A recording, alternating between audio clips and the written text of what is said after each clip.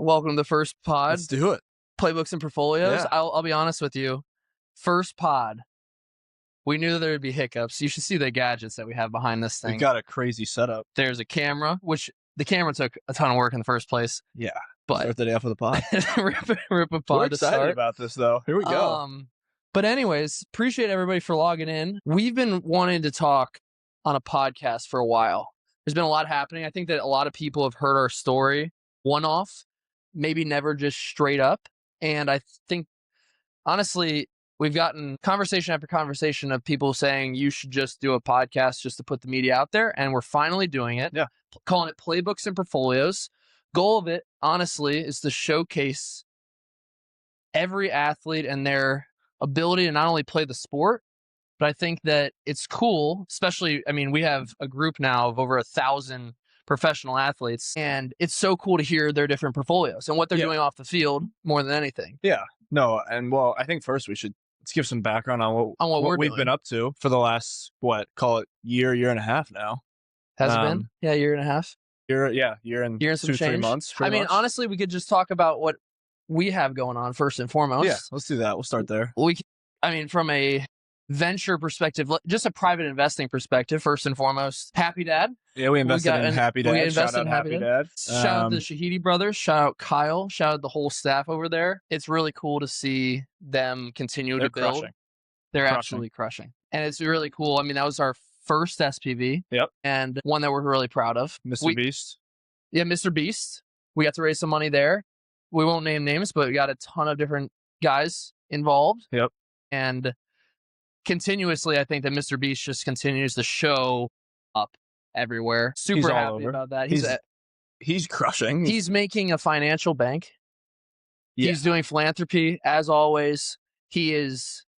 What else does he have going on? The media arm's huge. The chocolate's huge. Their CEO they brought in, Jeffrey Hausenbold, is just an absolute stud. But yeah, Mr. Beast, and then I don't know if you want to hit on any of your portfolio, but then we've got a little bit of real estate going on too now. Well, let's talk real estate. So why don't you go ahead? That was your baby. So we Bo Perbula. Sean and I, so Shout the out Perbula family, Inch & Co. Bo's invested in a bunch of real estate with Inch & Co. He brought a deal to his brother, actually, Cade Perbula, brought a deal to us in State College, so in Pennsylvania, in State College, where Penn State's at, for those of you that don't know that. And we are investing in a 300 unit complex. Yeah, it's an apartment complex. Yeah, it's like condos. We got a duplex ourselves. Yep. Our family went in. And so Sean and I went in, our parents went in, and we got a street named after us. Clifford Cove. So that's exciting. Coming to you very soon in State College. Look out for that. I think it's been a cold winter.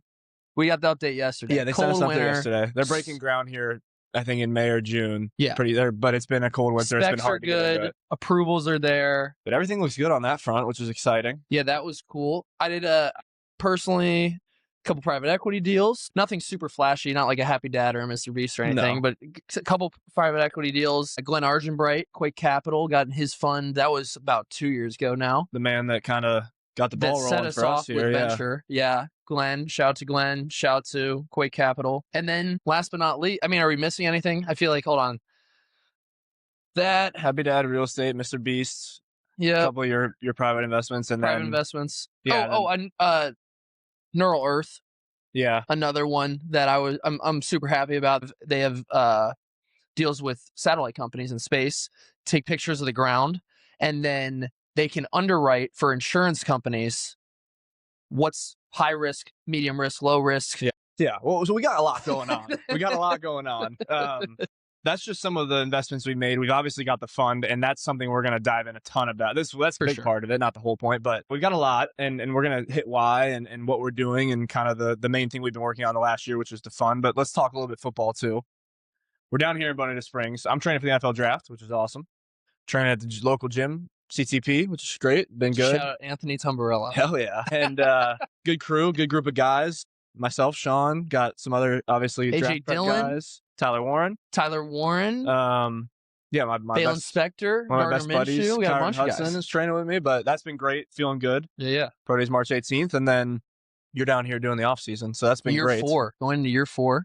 Sean and I are together for the first time since college too, for an extended period of time. Yep. Which has been awesome. And then I guess on my background, probably a decent amount of people remember the Penn State journey, and then to Green Bay. If you haven't caught it, I am not with the Packers anymore. I'm now with the Cincinnati Bengals, hometown team, 513. Shout out to it. Our two producers, Max Rains and Sam Demler. Yeah. Two Bombers, St. Xavier Bombers. Shout out to the St. X community. But super excited to be back. Yeah. And I think it's paying off for sure. I just pulled the sword at FC Cincinnati's home opener. For sure. Met Evander, did a little jersey swap. So, yeah. I mean, I don't know. Is this the intro? Like, but this is what happens when you're supposed to do a podcast 2 years ago.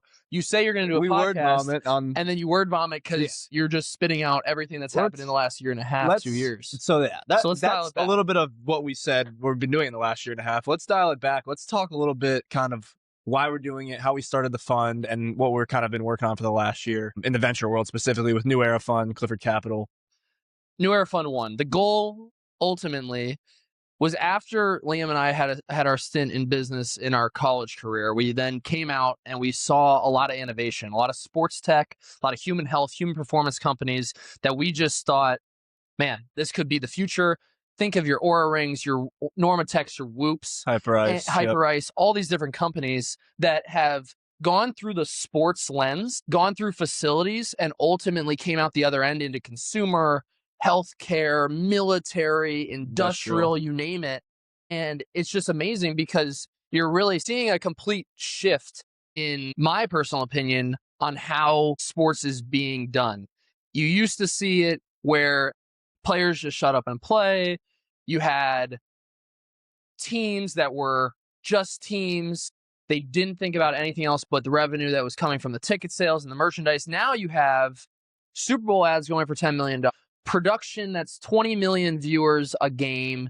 You have Thursday night, Saturday night, Sunday night, Monday night. Football as a whole is completely different. And sports is huge.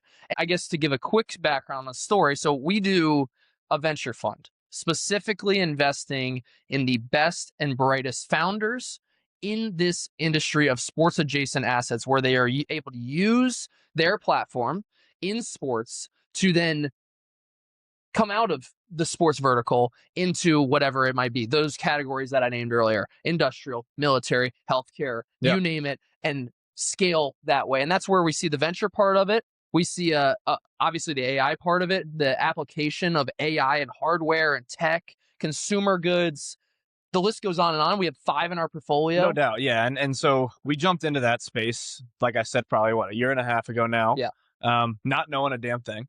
Didn't really know anything other than some of the connections we made and we're willing to learn. And what we liked. More than anything. And the path we knew we wanted to ultimately get to, that we knew what the sports ecosystem was becoming and continuing to grow into. But we jumped into it and we started raising a fund. We started off at a $5 million fund, made a couple investments early, made 2 investments early. And then ultimately doubled it to 10 million. So that's where we're at currently. And we got some big plans and things that we're working on right now that we'll probably be talking about on the next couple episodes. Yeah, but it'll continue to come out. So from that, we're at 5 investments total. 1.3 million invested. Diamond Brew, Som Sleep, Intake Health, Exo Armor, and our most recent investment, Lecture Technologies. So that's the 5. You want to expand on? Let me hit the first one. So Intake Health, just to give I feel like this will give good perspective on what we look for too. For our founders listening, for our prospective founders that would be looking for capital, for LPs that would want to invest in the future of sports adjacent assets and the future of in general. I guess the kickoff story of the fund. So I was in Green Bay my rookie year, and I would go into the bathroom like every other person does, to use it. No doubt. We actually broke from rookie meetings, and there was a lot of guys in there. And I just remember that there was 5 stalls, 1, 2, 3, 4, 5. But the only lines were for 1, 3, and 5. And I was like, that's odd. Maybe people want space. I don't know what the deal is. Lo and behold, you pee into this thing, this hardware device, and it lights up red, yellow, or green. It gamifies your hydration strategy. Now, you might be thinking, okay, that's really, it's a cool product, but where does that go? How does it continue to scale? Well, as you continue to look at what hydration means, not only for the athlete, for the everyday person, you start to realize how important it is. Muscle strains, brain health, heart health, fatigue, all those different things. And I feel like whenever I talk to somebody who just wants to stay hydrated, you start talking about intake health and you start thinking about the benefits to having it on your mind 24/7. That benefit alone is extremely important. And so that was our first investment. And kind of like we talked about, things starting in sports, dominating sports, and then being able to kind of branch into some of these other industries. That's a perfect example of a company that's starting to branch into industrial parks, having the workers that are working in the heat, being able to have that and stay hydrated. And then obviously healthcare is an easy play. And then down the road, the bigger vision of this is obviously like you have your Whoops, your Oura Rings, the things that are collecting data. What better company to be able to have something that collects data than you peeing into this? Obviously, then there's a ton of biomarkers and things you can collect through urine.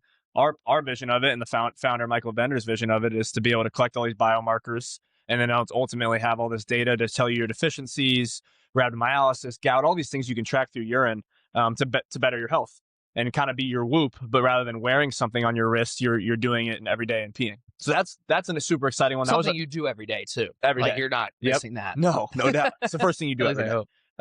So that one's super cool. We'll probably talk about that one a lot on this pod. We're getting ready to fundraise for them and do a lot of exciting things. And we'll have to have Michael Bender on the podcast, no doubt. Of course.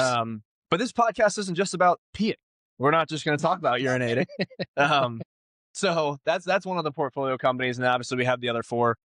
And the venture fund's been cooking. I mean, let's just graze the other 4 too, real quick. Hit the highlights. I don't want to discredit our founders. No doubt. You want to hit the other, just give a brief synopsis of the 4 other ones. Diamond Brew, Douglas U. It's a coffee company, instant coffee. Best instant coffee. Honestly, best espresso you'll have. It's elite.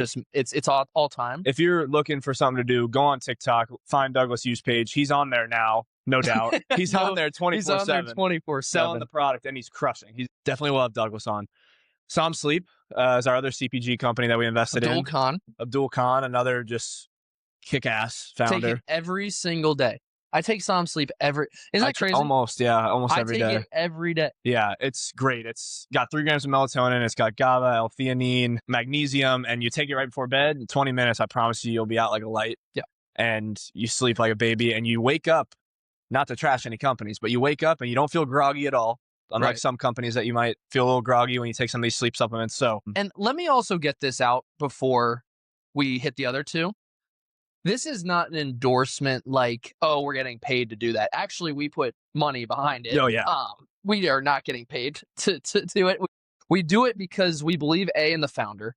First and foremost, we are founder first. We love our founders. We work hard for our founders. We go above and beyond while we're playing to try to find inroads for them every single time. But more than anything, we make the investments because we think that these founders and what their vision is of their product, even I wouldn't say the current product all the time, but the future of what they're trying to build will change the world. For sure. That's why we do it. I just want to get that clear because it sounds very endorse-y, but I'm telling you, all the products we're talking about are awesome, work, top tier in their niche, and on top of that, I think can really make a change for a lot of different people. No doubt.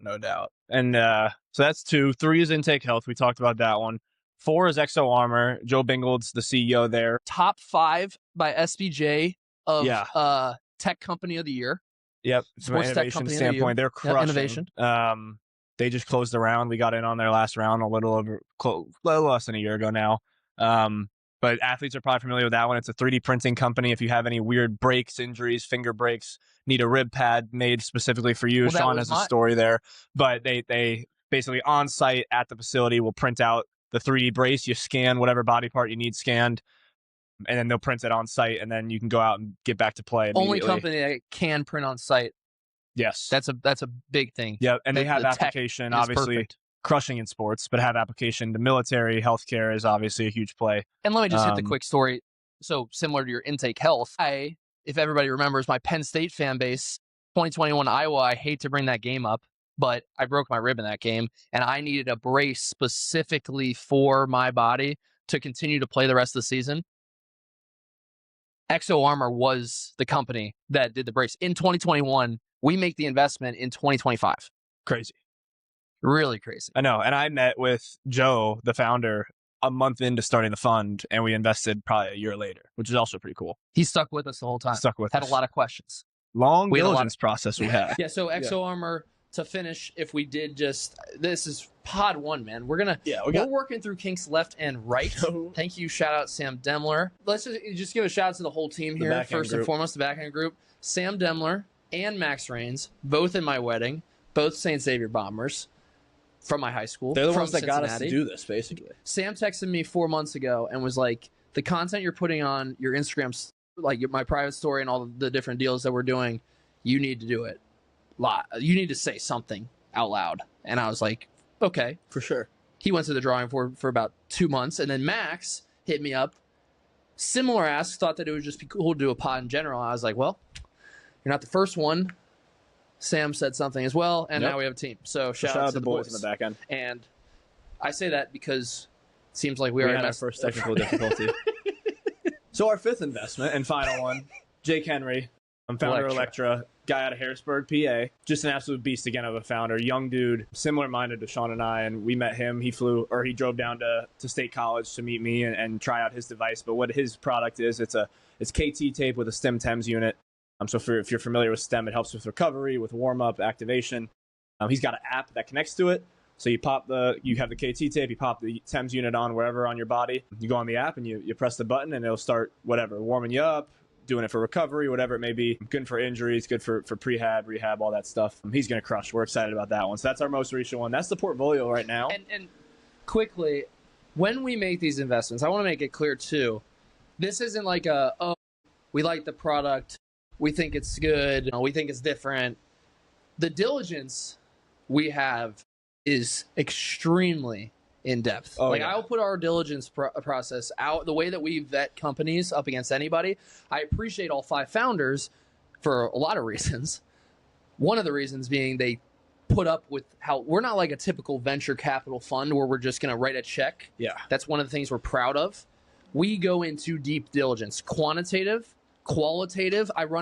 Liam, myself, and our managing partner, Dan, we run our diligence the same way that Liam and I are getting interviewed or have gotten interviewed for the NFL Combine. Right, and that's just the qualitative side of it. Yeah, Quantitative is a whole different story. And that's one of the things that we try to use football as a huge opportunity there, because we know what it looks like to get interviewed like you're about to get millions of dollars. Because we've gotten interviewed like we're going to get millions of dollars. Yeah. So it's important. It is a little small thing, but I like to throw it out there just because we're not just willy-nilly out here throwing checks. No, we're not willy-nilly. We have money in a fund that people are relying on us that we got to return the fund. So and I know a lot of people might think, what do these athletes know about that stuff? And we've learned that's the question that's going to be number one on. We've learned a lot. Like, but why us? Our managing partner, Daniel Bodish, I don't even really want to talk about him too much because somebody might try to poach him. Well, no, but he's not getting poached.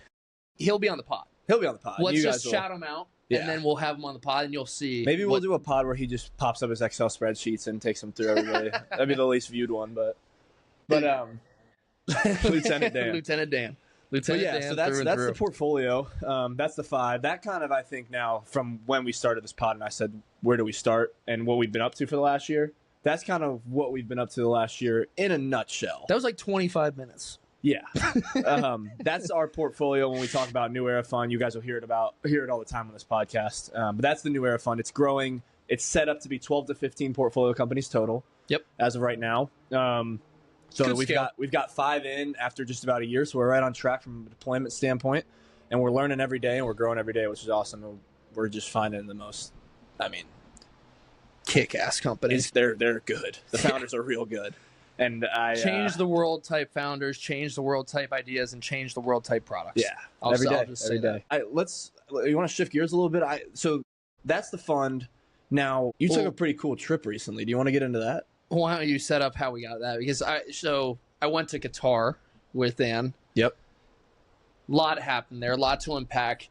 We can hit that. I have to give Liam a shout out because he made the introduction for the trip and then didn't even make the trip because he's training. It's all good. So go ahead. You could give a little backstory. Yeah. So we talk about all these founders we meet. One founder I met 8-9 months ago. Keegan.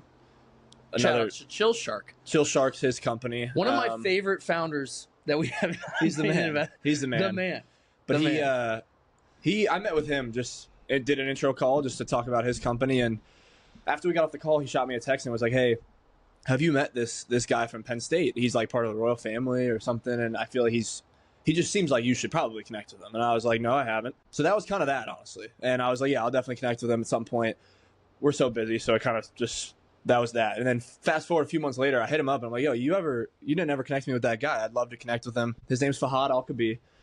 He connected with me through email within 5 minutes. Next thing I know, we got a meeting scheduled. We jump on a call, me and Fahad, and we just hit it off. I mean, we were on the phone. We were on the Google Meet for over an hour, talking about everything under the sun. So similar-minded. He lives in Qatar. His father graduated from Penn State, so he's a Penn Stater, and he is the Qatar Minister of Energy. Runs CEO of Qatar Energy. CEO of Qatar Energy. Chairman of, I won't put all of his, I don't know what's the public and what's not. Chairman of numerous things. Yeah. One of the most powerful people I've ever met in my entire life. Person. And one of the best human beings I've met in my entire life. Makes sense why his son, Fahad, is also, I mean, Fahad, if you're listening to this, shout out to you, because that was the best trip of all time. Fahad will definitely listen to this pod. Shout out to Fahad. He's absolute, just the boy. He's awesome. He's a legend. But we like I said, we hit it off, and then I was like, you got to meet the rest of our crew on my side. So we set up another meeting probably a month or two later. Me, Sean, Dan, and we're on another call for an hour, and then within 10 minutes of the call, when we got off, Sean and Dan sent him a booking, booked a flight to Qatar, and that we showed him that we weren't playing around. We wanted to create the relationship for the long run, and so that was that. And then obviously Sean and Dan went, and I'll let you kind of talk about the trip, but it was one of the cooler connections we've ever made, and we're very thankful for it to this day. And I know it's just the beginning with him. But dive into the trip. I want you to tell it. So we go 15 hours to Qatar. And obviously when you're going to the Middle East for the first time, like the first time in the region, and that was like a common thing when we landed, you know, everyone's like, oh, have you been here before? No. Oh, have you been in? Because a lot of people think that you're going to Dubai first. Like that's like the place that you go first. Sure.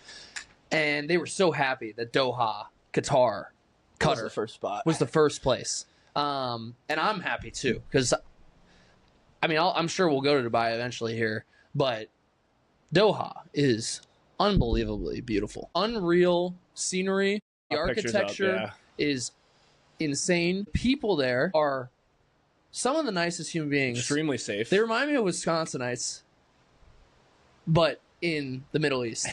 Because I'm saying the people in Qatar are down to earth, genuine, just want the best for a bunch of whoever comes in contact. They actually have a rule in this place called the Majlis. It's like I would kind of say it's like a basement. It's like a man vibe. Cave. Yeah, it's man like a cave vibe. You know, where all the guys go. But there's a rule that if you're a random person and you walk into a Majlis, they'll serve you. Like they'll serve you food and drink, tea, coffee, whatever. Yeah. You can be off the street, random, like actually never met the person in their entire life, and they'll just welcome you in with open arms. That's pretty cool. They are amazing human beings. I mean, so I'll go through kind of just like the highlights. We land. Obviously, the time difference is 8 hours. I was not trying to get off with the training schedule because I was still training out there. I didn't want to get off the timeline, so I actually would stay up until 6 a.m. And then we would hit the afternoon session. So I'd sleep till like noon, which is about 4 a.m. here, which is like a norm. It's not a terrible wake up. Yeah, you go to bed at like 10. So I'd get like 6 hours of sleep. But we would just do afternoon sessions. So that way I could stay on page with, you know, football and everything. But we got in, first night, did dinner. I mean, it was just an absolute blast. Like the food out there is fantastic. The views, everything. Met Fahad, his team, his COO, his general manager of a project, which I won't talk to in depth of certain projects so far, but of a couple of the projects. He's the CEO of the National Convention Center in Qatar, a QNCC. He is studying law at Harvard in the education city, while also running this company and two others. And he's got a family. And he has a family. 28 years old. And it was awesome more than anything, just to hit Fahad in that relationship. It was awesome because across the world, we think that, you know, we work pretty hard, we do some cool things, but it's always nice to meet somebody who's your age, who has a big vision, has big goals, and is setting himself up. Because Also, to give the background on his father, who we said, numerous titles, one of the most respected people in all of not only Qatar, but the Middle East and in the world. He's meeting with Trump. He's very, very public. But we had dinner with him, and it was incredible because in the midst of all of this going on, Fahad was with us the whole time. He has a great team around him who can compartmentalize and make sure that he's doing his business when he needs to, but also like they gave us so much time a day. We had dinner with Fahad and his dad, and the things I learned about oil and gas, what they're trying to accomplish in the long run, the vision of what Qatar is. Yeah. It was inspiring. The things they're trying to do with America. 100%. There's so many things, and I'm sure, eventually we'll have Fahad, and then we could share some more. Yeah. But it was very cool because we have big vision. We want to do some great things. But literally on the other side, I took a screenshot on the Google Maps of like where, obviously the pinpoint of where we were at. Yeah. And if you flip it all the way around, we are a 180, like a complete 180 of where we're at in the current moment in Florida. And it's just cool to see that somebody like that is working just as hard and could easily take a day off or say, hey, I'm going to, rest on what my dad's done or my family's done, because his grandfather was kick-ass too. But he doesn't care. He wants to make a name for himself, and he is doing amazing things. But we did that just to round the whole thing up. Bunch of dinners. We took tours of numerous different places. Went to the oil and gas convention, the global convention, which was crazy, really cool. Got to meet a ton of different people and a ton of different founders and companies. And then saw a couple of his projects that he's working on. Toured downtown, dinner after dinner after dinner, conversation after conversation after conversation, and left with a really good friend. Yeah. But it was unbelievable. No, it seemed unbelievable. Obviously, I didn't get to go, but everything they told me. The way they were treated as Sean's brother and one of Dan's best friends, like you go across the country, you're a little worried and a little bit bummed. But I tell Fahad after, like, as soon as you guys landed there and the way I saw Fahad treat you guys from beginning to end, I wasn't worried one bit. And he just it's respect also the safest place. One of the safest places. Yeah, I texted Juliana, my wife, and she was like, "Are you pretty safe over there? Like, how's it going?" I was like, honestly.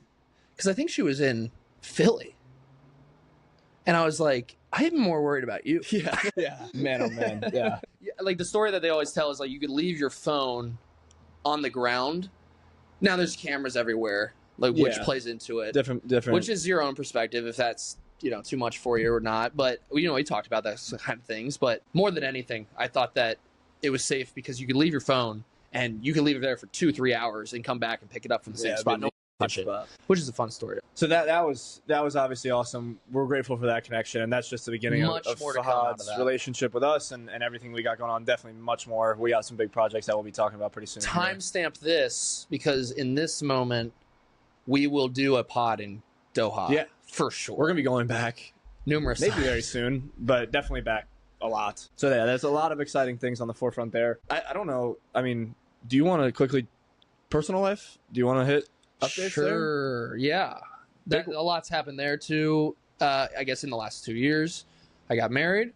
I went to Italy for the honeymoon, which was an unbelievable trip. Yeah. We went to Capri. We went to Positano, and I'm getting Doha just stuck in my mind. I wanted to say more recent. Oh, well, hold on. I'm getting to that because that leads to then, obviously things happen, and then we are now pregnant. Yeah, have a kid on the way. Yeah, I'm an uncle. Awesome. Shout out if there's like confetti coming down or something. Yeah. I have no idea what this podcast will look like. What these guys in the back, these producers are gonna do with this. Yeah, having my first, really excited. I will say, I'm sure every dad feels this way, but the minute I found that out, my work ethic through the roof tripled, which I didn't even think it could do. But it's definitely a different feeling when you're a father, when you know that. It's not just your wife, but you have to, provide for a family. And super happy to raise that child. We're waiting to find out male or female at the birth.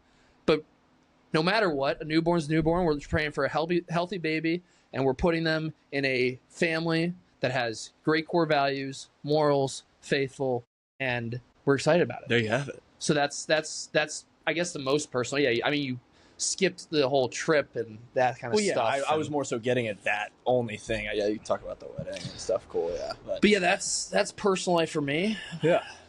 All's well on my end. I'm good. Thanks for asking. I mean, training for the draft, which is exciting. I feel great mentally, physically. Probably a couple pods from now will be pro day will be over, so I'll have some updates there. But excited for the next steps. Obviously, finished my 5th year at Penn State, so that's now in the past and moving on to see where I'm going to be living and what the future holds for me. But all exciting things for sure. Definitely. Do you want to talk a little bit to wrap this thing up? Do you want to talk about where we're going? Yeah, I was going to say that I think this ultimately, let's finish this up with a big vision here. Where do we go from here?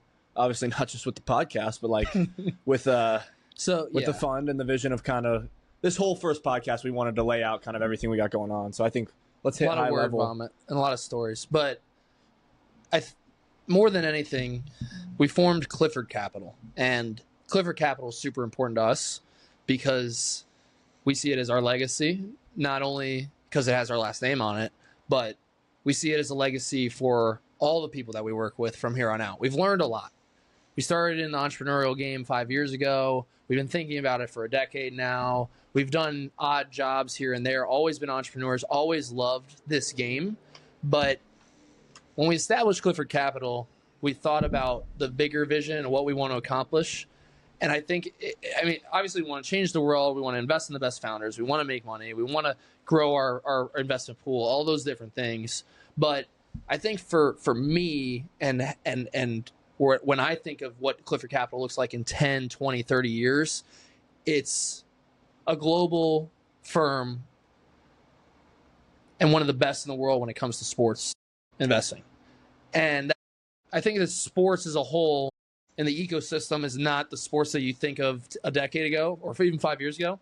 It touches everything. Venues, media, the people that work there, the teams, the leagues, the logos, every little detail, and it's all encompassing in the sports ecosystem. So is it broad? Is it a big vision? Do we want to be a $1 billion firm? Absolutely. I'll say it on the pod right now. That's the goal. I think that we have a vision to get there. It's going to take a lot of partnerships. It's going to take a lot of support. It's going to take a village. But I'll tell you what, it's cool to do it with your brother. And it's cool that we have the opportunity to do it together, especially as we're both active players. Like, that's the thing I think is the coolest thing is we're trying to set records everywhere we go. And we're the largest venture firm ran by an active athlete that's actually doing them. Yeah. Doing the investments, making things happen. And yes, I think that the common things that we get, oh, you're distracted. Oh, you don't have time for that. I can personally assure you that we have time for it. I think we've only gotten more locked in. We've gotten better and better on the football side because of the intangibles that business teaches you. It teaches you skill sets, communication, leadership, day-to-day grind, every little detail of the sacrifice, the work ethic, the competition that takes to get to a certain point. And when you turn your brain on early and often and you work on business, but have a great team around you to mitigate the risk of the timing, because you have to dedicate yourself to football as well. When you do that, it allows you to accomplish a lot of things in a day. Yeah. So there's a lot of time in the day, and it's just who you surround yourself with, what you're trying to do. And I think that's where, as an active athlete, we can make things happen. For sure. And give a good perspective. 100%. Couldn't have said it better myself. But that's what this podcast is all about. Telling our stories, bringing cool people on. We're going to have a lot of cool people on, a lot of founders, a lot of athletes, a lot of people that have had exits and been successful. And we just want to provide value and tell our cool stories that we live every day and just see where it goes from here. Playbooks and Portfolios, everybody. Anything Playbooks else? and Portfolios.